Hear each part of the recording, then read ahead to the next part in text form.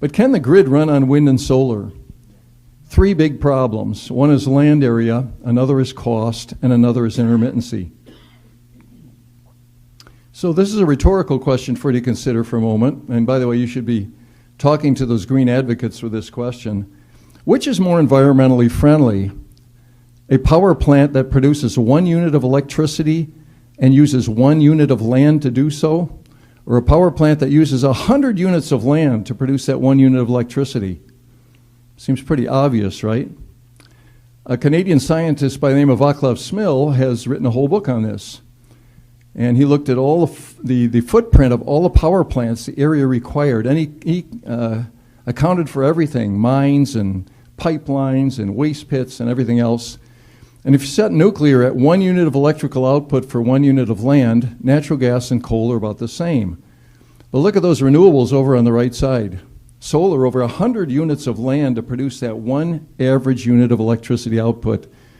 Wind between 33 and 835. The 33 is if you just count the concrete footpads and the roads. 835 is if you count the whole area. And then we have biomass, 1,500 units of land for 1 unit of electrical output. And here's a real-world example. These are both from California. The Ivanpah Solar Facility on the left and the Diablo Canyon Nuclear Plant on the right. The Ivanpah facility, you see an image here, 3 tall towers. They have about 200,000 mirrors here that shine light on the towers to produce electricity. Produces 793 gigawatt hours a year on 3,500 acres.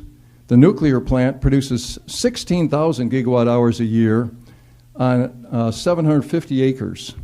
Nuclear plant produces 20 times the output on 1/5 of the land. There's that 100 to 1 difference. But aren't renewables the cheapest electricity? We hear these headlines every day in the press. Wind power prices now lower than the cost of natural gas. Solar and wind are the cheapest new sources. Renewables beat even cheapest coal. But these headlines don't take into account all of the costs of producing electricity. Here's an updated version of it. If you've seen me before, you've seen this chart. It's one of my favorites. This shows electricity prices for the nations in Europe. And on the vertical axis, we have the wind and solar capacity of the nation, the watts per person of a nation. The horizontal axis is the residential price. So if wind and solar are the cheapest, the nations that would use the most wind and solar would have the lowest electricity prices, right? But we see the exact opposite. We see a curve heading up to the right. We see Ireland with double the electricity price of the USA, and Denmark and Germany with all their wind turbines and solar way up here 3 times the US price. Here's a little bit different metric in the United States. What I've plotted here is the top 12 wind states and their price increase over the last 17 years. There's nothing special about 17. I was plotting this at 10 years, 11, 12. It's just an updated version. The blue line here is the national average increase over 17 years. National average electricity prices have gone up about 40% in 17 years. But note that 8 of the 12 wind states, prices have gone up faster than the average. How can that be? Wind's cheaper, right? And there's green California up there, up 116%. Quite an example. Now, one of the big reasons is if it requires 100 times the land for the same average output, you have to build transmission out to all those locations, out to ridges and distant farms and everywhere else. And everybody loves those towers, right? You need to build 2 or 3 times as much transmission for renewables as a traditional power plant. And wind intermittency is fundamentally incompatible with reliable power. This is a graph of 1 month in Texas for the wind systems, output of about 10,000 megawatts, which can drop to 0 in a day or 2. And so the grid operators know that as they add more wind and solar to the grid, they need to continue to maintain about 90% of the coal and natural gas and other power for a backup. Otherwise, the reliability of the system suffers. And here's an interesting image. Woman in England, clean off those solar cells. Can't you feel that solar power there?